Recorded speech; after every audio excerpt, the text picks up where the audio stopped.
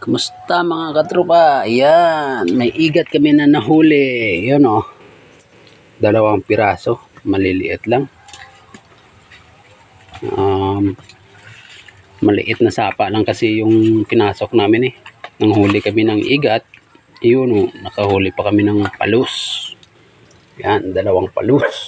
Yung nahuli namin. Yung igat namin, konti lang. Wala na kasing tubig sa sapa eh. Kaya kaunti lang yung igat. Yun mga katropa. Hanggang sa muli. Yun pala yung fish tanner na ano. Na kagagawa ko lang yan. Nasa 2 linggo pa lang yan eh. Yun. Lakas yan. Number 14 yung primary at saka number 17 yung secondary. Double primary po yan. Dugtong lang yung number 16 na primary. Bali 5 layers yung primary ko dyan.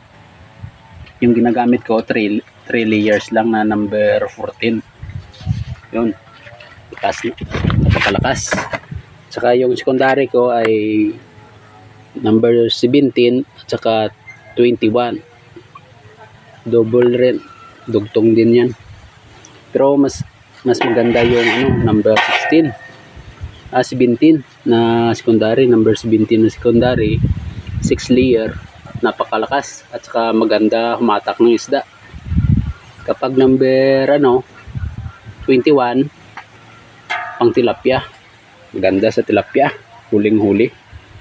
Yun mga katropa, hanggang sa muli.